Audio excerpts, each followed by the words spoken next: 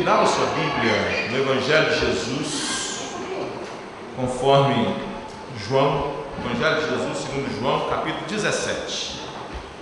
João, capítulo 17.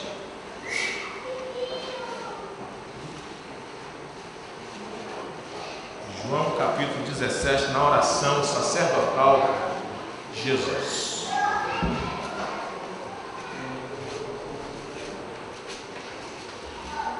João 17, nós vamos ler apenas os primeiros 5 versículos. João 17, de 1 a 5.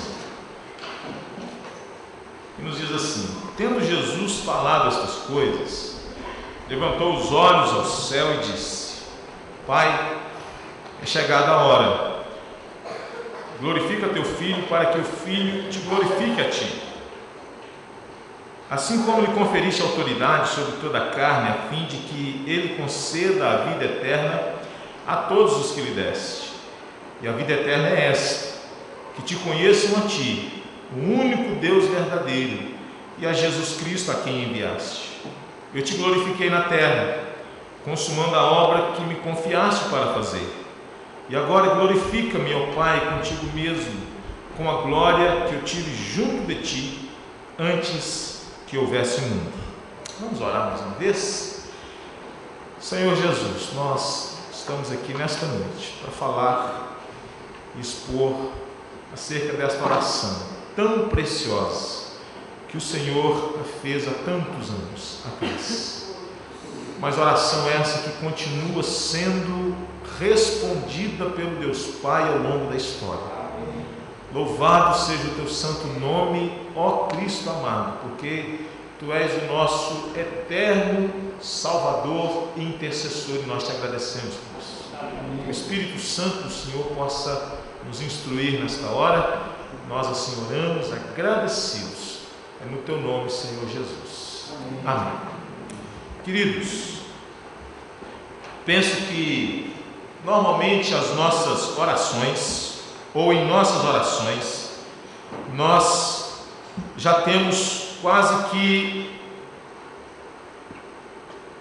os assuntos, as necessidades, as nossas agendas, os nossos anseios, os nossos projetos, os nossos sonhos, coisas essas pelas quais nós ocupamos a maior parte das nossas orações. As nossas orações são muito voltadas para necessidades nossas. Em nossas orações nós enfatizamos ou não enfatizamos outros aspectos tão importantes, tão necessários, tão essenciais à vida. As nossas orações, elas são muito egoístas, porque do começo ao fim elas se tratam de necessidades, de desejos, projetos nossos, de sonhos nossos e assim por diante. Não significa dizer que tais coisas sejam de todo errado. O erro está em nós ocuparmos as nossas orações basicamente em petições por necessidades materiais, petições por necessidades físicas. O que não pode acontecer é nós não alargarmos o nosso leque de opções, de alternativas, de necessidades e de outras aspirações nossas. O que não pode acontecer é nós fazermos das nossas orações apenas um meio pelo qual nós desejamos obter e alcançar respostas para as nossas necessidades físicas, pessoais e assim por diante. Porque nesta oração que nós lemos aqui acerca do Senhor Jesus, embora apenas os 5 primeiros versos, nós aprendemos, irmãos, um pouco mais acerca daquilo que deve estar presente nas nossas orações, acerca dos anseios da nossa alma, do nosso coração, quais devem ser os projetos pelos quais eu e você precisamos orar por eles, quais devem ser as necessidades mais urgentes da nossa alma, pelas quais nós devemos nos colocar diante de Deus e por elas orar, interceder com toda a nossa paixão, com toda a nossa devoção, com toda a nossa perseverança, o nosso ardor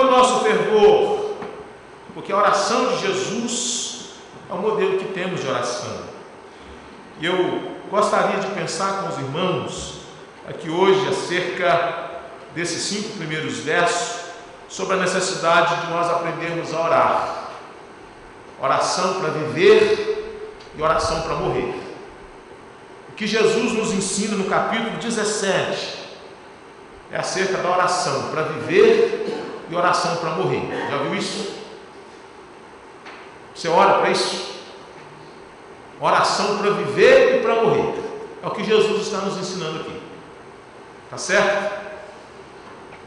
Os 5 primeiros versos, irmãos, Jesus está orando por si mesmo e para si mesmo. Do verso 6 até o verso 19, Jesus está orando pelos seus discípulos. E do verso 20 até o verso 26, Jesus, ele ora por aqueles que ao longo da história vão continuar crendo nele. Ele ora por si mesmo, ele ora pelos seus discípulos, mas ele olha para a história e ele diz: pessoas precisarão continuar ouvindo o Evangelho, pessoas continuarão crendo em mim ao longo da história. Eu volto do Pai, vou mandar o Espírito Santo, mas o Evangelho continuará sendo pregado, pessoas continuarão crendo. E se pessoas continuam crendo depois de 2000 anos de Jesus ter morrido, ressuscitado e voltado para o Pai, é porque a oração de Jesus continua sendo atendida. E ele diz: eu não oro apenas por esses, mas eu oro por aqueles que vierem a crer em mim por intermédio da tua palavra. Então, se você crê hoje, você é a resposta de oração de Jesus. Então, queridos, oração para viver e morrer. Essa é a oração que eu e você precisamos aprender a fazer. Uma oração para viver e morrer. E esse texto me ensina, meus irmãos, pelo menos aqui 6 coisas que eu quero compartilhar com os irmãos acerca desse conteúdo presente na oração de Jesus, pela qual ele intercede, ele ora. Uma oração para viver e morrer, penso eu, é uma oração que faz com que eu e você tenhamos consciência do nosso tempo de vida. Jesus, ele diz assim no verso 1: tendo Jesus falado essas coisas, levantou os olhos ao céu e disse: Pai, é chegada a hora. Notem, queridos, que no Evangelho de Jesus, segundo João, por várias vezes, ou nos demais evangelhos, por várias vezes Jesus diz: ainda não é chegada a minha hora, ainda não é chegada a minha hora, porque ainda não chegou a hora. Mas nesse momento Jesus, ele começa a ser tomado pela consciência de que o seu tempo está terminando. Jesus começa a ser tomado pela convicção de que o seu tempo é chegado. Ele é um garotão ainda, é um jovem de 33 anos de idade, mas um jovem que olha para a sua história, que olha para os seus anos, 3 anos de ministério. 3 anos de ministério. Porque nós temos informações acerca do nascimento de Jesus, nós temos informação que Jesus aparece com 12 anos de idade, e nós temos 18 anos de silêncio, que nós não sabemos absolutamente nada daquilo que Jesus fez. Tudo que você ouviu falar acerca da adolescência de Jesus, de 14, 15, 16, 17 anos, é pura especulação, porque Deus não quis dar essa informação para ninguém. Tá certo? Então nós não temos essa informação. Depois de 12 anos, Jesus vai aparecer no cenário com 30 anos de idade. E ele tem 3 anos de ministério. E depois desses 3 anos, ele diz: está pronto, acabou. A razão pela qual eu vim a este mundo, ela está chegando no seu momento final. Eu estou prestes a morrer. Eu tenho plena consciência de que tudo que me foi conferido e designado pelo meu Pai, eu fiz. Irmãos, que coisa extraordinária quando nós olhamos para a nossa vida, para a nossa história, e nós somos tomados pela consciência de que nós cumprimos com a nossa vocação, com a nossa missão. Alguém uma vez, eu ouvi isso de Ronaldo Lidório, não me recordo a ordem das palavras, mas ele, citando um pregador, ele diz o seguinte: viva para Deus de tal maneira, de tal forma, que quando você chegar no final da vida, a única coisa que lhe resta é morrer e nada mais. Viva para Deus de tal forma que quando você chegar no final da vida, a única coisa que lhe resta é morrer e nada mais. Cumpri a minha missão, combati o bom combate, completei a carreira, guardei a fé. Uma oração para viver e morrer é uma oração que faz com que eu e você tenhamos consciência do nosso tempo de vida, consciência da utilização da vida, consciência da sabedoria para a vida, consciência da necessidade de sabermos viver, consciência da necessidade de nós sabermos gastar o nosso tempo, conscientes da necessidade de nós vivermos apaixonadamente, intensamente para Deus. Jesus viveu com a missão de cumprir o cronograma divino em todo o tempo. Em todo o tempo que você lê os evangelhos, você vê Jesus procurando cumprir a agenda de Deus. Em todo o tempo você vê Jesus tentando fazer a vontade de Deus. Em todo o tempo você vê Jesus preocupado em agradar a Deus. Em todo o tempo você vê Jesus não perdendo tempo. Ele diz: meu pai trabalha até agora e eu preciso trabalhar também. Eu preciso cumprir a minha missão. Ele chega com 33 anos de idade e ele diz: meu tempo aqui acabou. Se eu perguntar aqui para qualquer um de vocês: você já cumpriu a sua missão? De maneira que a única coisa que lhe resta é a morte. Tenho certeza, irmãos, que todos nós vamos dizer: não, pastor. Até mesmo os nossos irmãos mais idosos. Não é velho, viu, irmão? Não usa esse termo. Idosos.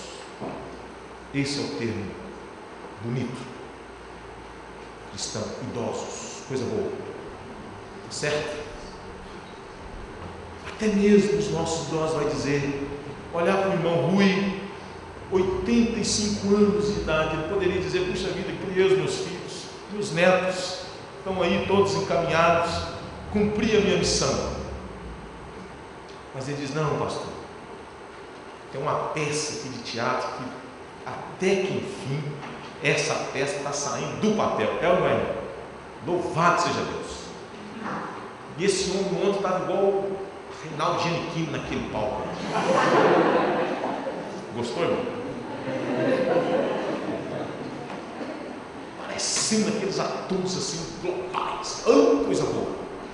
Entusiasmo. 85 anos de idade. Gente do céu. Se eu chegar lá nesse jeito, eu estou bonito na área.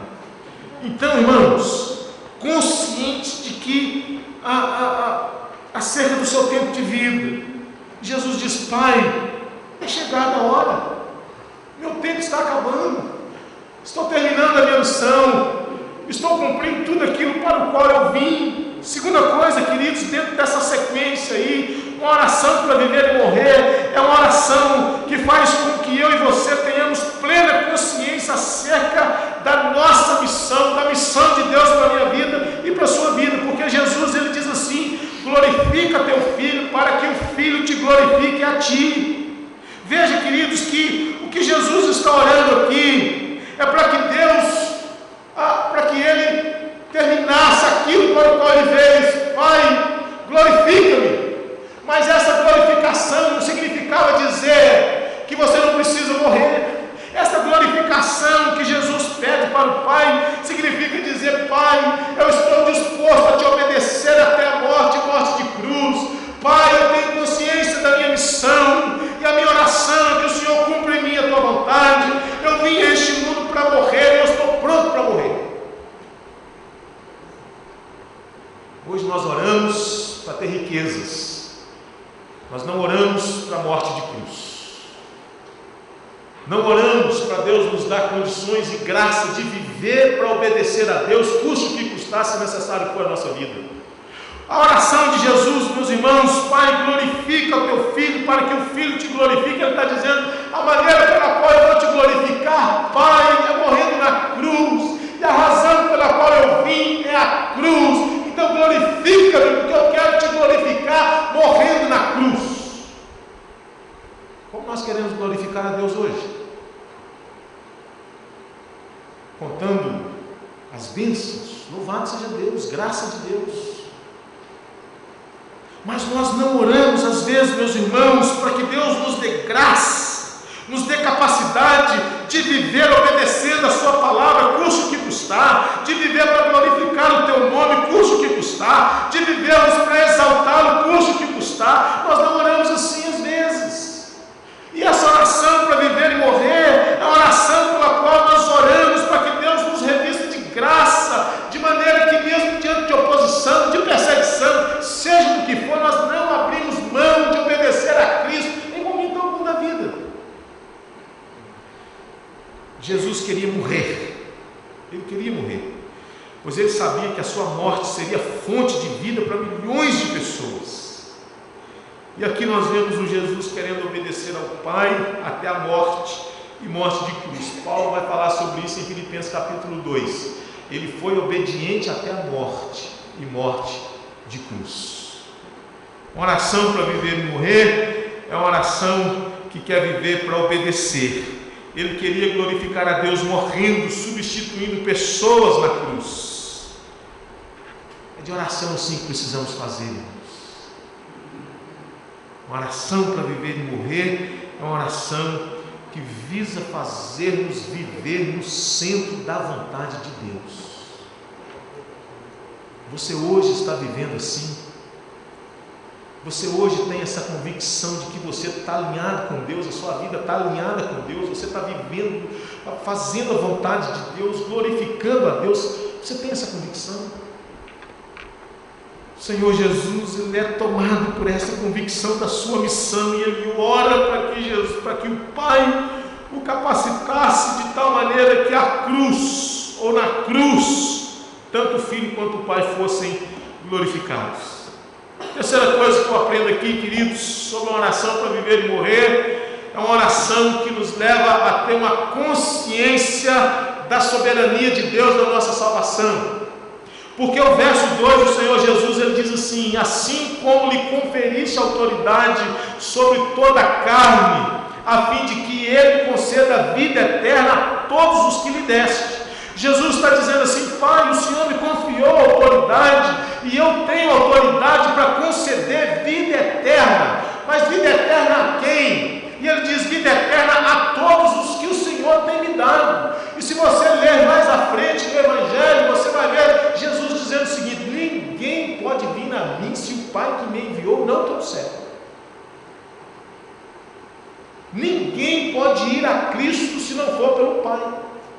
Se o Pai não conduzir a Cristo. E Jesus está dizendo: eu tenho autoridade para dar vida eterna, mas eu dou vida eterna a quem? A todos aqueles que o Pai me dá. Queridos, na economia da Trindade, nós precisamos entender o seguinte: nós temos uma só pessoa, um só Deus que subsiste em três pessoas, melhor: Pai, Filho e Espírito Santo. Os três trabalham harmonicamente na nossa salvação. Nós somos eleitos por Deus, e na eternidade Deus escolheu pessoas. O Filho vem para cumprir o plano de salvação que Deus estabeleceu na eternidade, e o Espírito Santo vem para aplicar todas as bênçãos da morte de Jesus na cruz no coração dos eleitos. O Pai elegeu, o Filho executou, e o Espírito aplica as bênçãos da salvação, todos trabalhando conjuntamente. E Jesus diz: o Senhor me conferiu autoridade a fim de que eu conceda a vida eterna a todos os que o Senhor tem me dado. Assim como o Senhor me conferisse autoridade a fim de que eu conceda a vida eterna. Então, queridos, ninguém pode ir ao Pai, ninguém pode ir ao Filho se o Pai não trouxer. Então, uma oração assim é uma oração que nos faz ter consciência de que nada somos e nada podemos fazer se não for pela graça de Deus. Se você é crente porque Deus teve misericórdia da sua vida. Se eu sou crente em Jesus, não é porque eu tenho mérito. Salvação pertence a Deus. Aprove a Deus escolher esse miserável pecador que sou eu e levá-lo a Cristo. Está aqui, meu filho, salve esse miserável, esse mineiro que gosta de pão de queijo, de café, estranho. Salve esse menino. É igual uma moça perdido lá na zona da mata lá de Minas Gerais, trabalhando na roça. E Jesus olhou e falou assim: chega, meu filho, sai desse sol, tá certo? Eu estava igual a sulamita lá, pele queimada do sol, sem protetor solar, sem nada. Louvado seja Deus. Hoje eu estou aqui pregando para vocês. Jesus é maravilhoso, irmão. Só a graça de Jesus para fazer um negócio desse. Tá certo? Consciência da soberania de Deus na salvação. Então, querido, você não pode desanimar. Se a salvação pertence a Deus, significa dizer que ninguém pode resistir à vontade de Deus. Você não pode deixar de continuar orando por aquele seu filho, pelo seu marido, pelo seu parente, porque a salvação pertence a Deus e Deus tem todo o poder. A quarta coisa que eu aprendo aqui é que uma oração para viver e morrer é uma oração carregada de desejo de evidenciar a salvação recebida pela graça de Deus. Verso 3, o Senhor Jesus diz assim: e a vida eterna é esta, que te conheçam a ti, o único Deus vivo e verdadeiro, e a Jesus a quem enviaste. E a vida eterna é esta, que te conheçam a ti, o único Deus verdadeiro, e a Jesus a quem enviaste. Queridos, o que o Senhor Jesus está dizendo aqui é o seguinte: essa expressão vida eterna não significa dizer apenas uma durabilidade de vida, mas significa dizer uma qualidade de vida. Não significa apenas uma extensão de tempo, mas significa dizer também, afirmar acerca dessa qualidade de vida. Eu vim para dar vida e vida em abundância. E a expressão vida eterna, ela vai aparecer por mais de 50 vezes nos evangelhos, mostrando com isso que Jesus não veio para nos dar uma vida temporária, mas Ele veio para nos dar uma vida duradoura, maiúscula, uma vida cheia da graça de Deus, perpétua. E a vida eterna é essa, que conheçam a Ti, como o único Deus vivo e verdadeiro, e a Jesus a quem enviaste. Se você ler em João capítulo 14, um discípulo, um apóstolo, chega para Jesus e diz assim: Senhor, mostra-nos o Pai e isso nos basta. Se não me engano foi André ou Filipe. E Jesus disse assim: puxa vida, há tanto tempo eu estou convosco que vocês não têm visto o Pai. Quem vê a mim, vê o Pai que me enviou. Porque eu estou no Pai e o Pai está em mim. Nós vemos a face graciosa de Deus em Cristo, irmãos. E o Verbo se fez carne e habitou entre nós, cheio de graça e de verdade. Vimos a sua glória, glória como do unigênito do Pai. Nós vemos a face de Deus na face de Jesus. Nós vemos Deus em Cristo Jesus. Então Jesus está orando aqui para que aqueles que possuem a salvação, eles possam evidenciar esta salvação. Porque o conhecimento que ele está falando aqui não é informação que você tem sobre Jesus. O conhecimento que ele está se referindo aqui é mais do que sentimento, envolve compromisso, envolve comunhão, envolve confiança, envolve relacionamento pessoal, envolve fé. Queridos, não se trata apenas de conhecimento que nós vamos armazenando sobre Jesus, mas significa experiência com Ele, conhecimento que você vai adquirindo por intermédio da sua comunhão com Ele, por intermédio do seu relacionamento com Ele, relacionamento esse que você cultiva todos os dias da sua vida, lendo a palavra de Deus, orando todos os dias, participando dos cultos regularmente, enfim, e expressando o caráter de Cristo em todo o tempo da sua vida. E ele ora dizendo para que eles conheçam a Ti, o único Deus vivo e verdadeiro, e a Jesus a quem enviaste. O cristianismo é uma religião monoteísta. Há um só Deus. Por isso que ao longo da história você vê a palavra de Deus combatendo a idolatria. Ouve, ó Israel, o Senhor nosso Deus é o único Senhor. Não terás outros deuses diante de mim.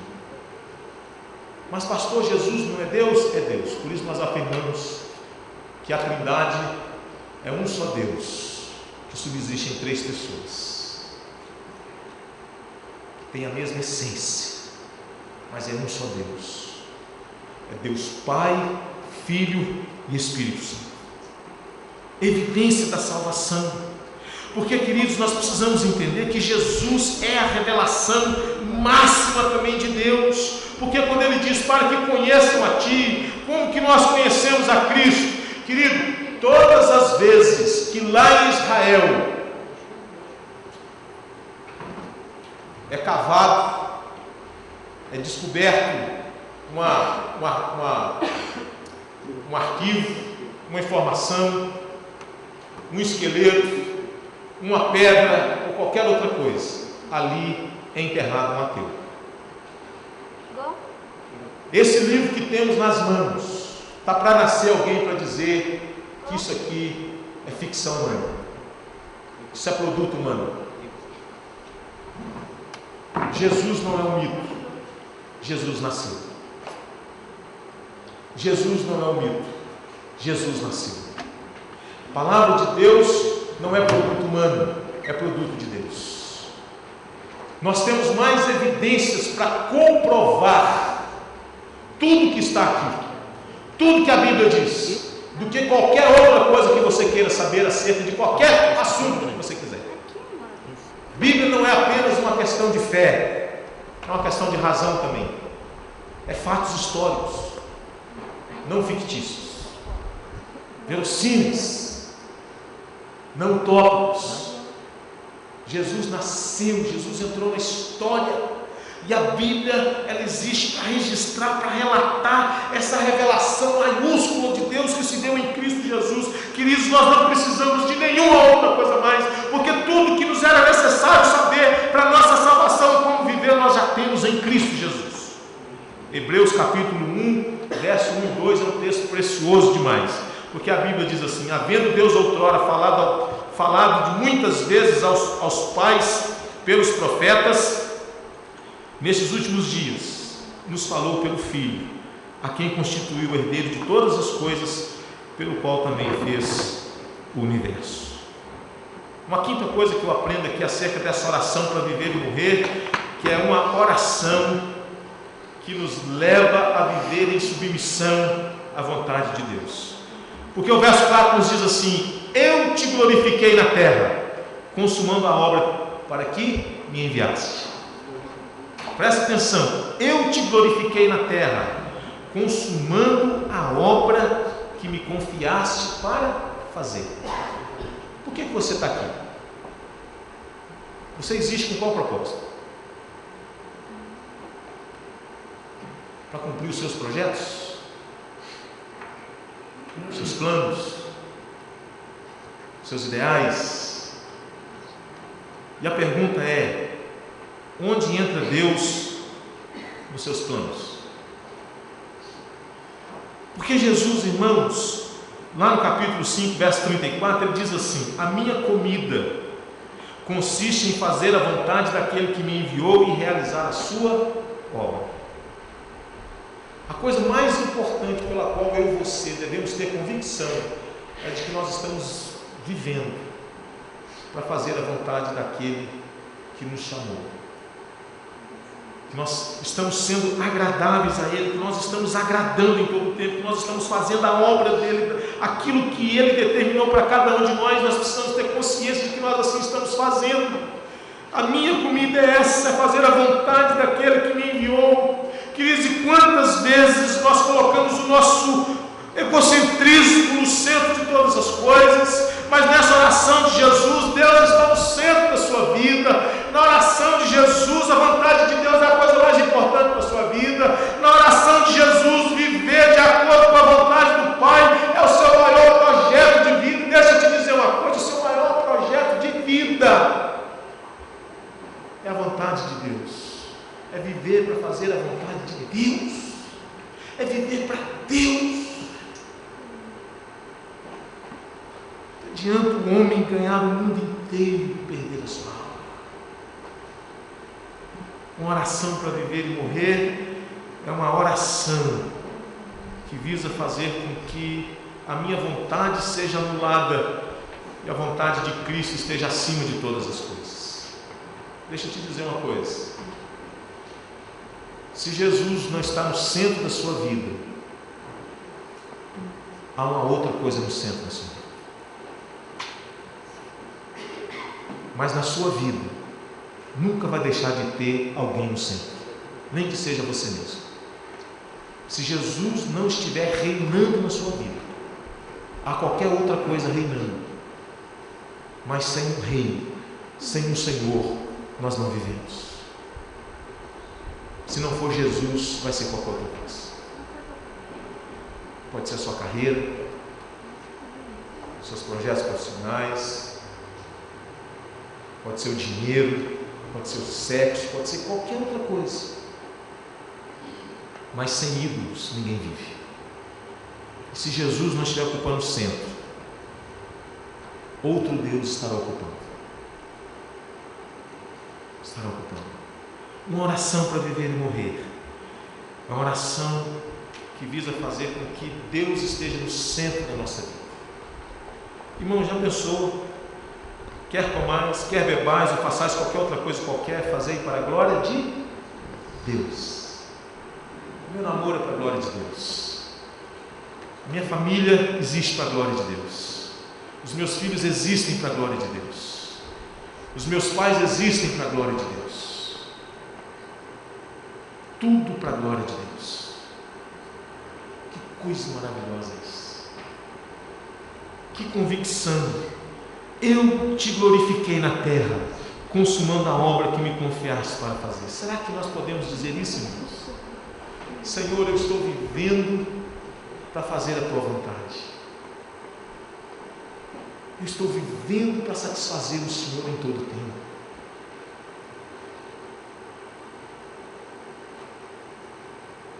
Termino, antes de algumas aplicações, pensando que uma oração para viver e morrer é uma oração também visando a restauração final de todas as coisas, irmãos. Porque no verso 5, quando Jesus diz: e agora glorifica-me, ó Pai, contigo mesmo, com a glória que eu tive junto de ti, antes que houvesse o mundo. Jesus aqui, ele está nos ensinando, meus irmãos, que ele não foi criado, conforme algumas religiões ensinam por aí. Jesus não é criação de Deus. Jesus, ele existe antes de todas as coisas, quando não existia nada nesse planeta, quando não existia nenhuma galáxia, quando Deus ainda não havia criado nada. E você me pergunta: mas o que existia então, pastor? Existia Deus Pai, Filho e Espírito Santo. Porque Jesus diz assim: glorifica-me, ó Pai, com a glória que eu tive junto de ti, antes que houvesse mundo. Com isso ele está nos ensinando que ele é um ser pré-existente, ele existe antes de qualquer outra coisa, ele não é criado por Deus. E é por isso que na história, a definição que eles encontraram para referir-se acerca de Jesus é que ele é o Filho eternamente gerado do Pai. Ele não é criado. Porque religiões tentando desqualificar o Redentor diz que ele é criação de Deus. Mas ele é o Filho eternamente gerado do Pai. Ele é Deus. Ele existe antes de todas as coisas. E é por isso que nele foram criadas todas as coisas. E é por isso que ele é o Criador de todas as coisas. E Jesus está dizendo aqui: Pai, quando eu tive que entrar na história, eu deixei a minha glória. Eu me humilhei, eu me fiz como um deles, eu me tornei homem, com limitações, com necessidades, mas a minha oração aqui depois da minha morte, que o Senhor possa fazer com que eu retome a posição que eu tinha junto com o Senhor de novo, com a mesma glória que eu tive junto de ti, Senhor.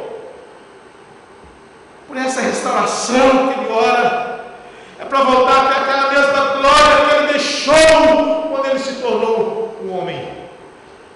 Jesus que ora querendo a restauração final da sua glória. Jesus pede para que Deus transformasse a sua humilhação em glorificação.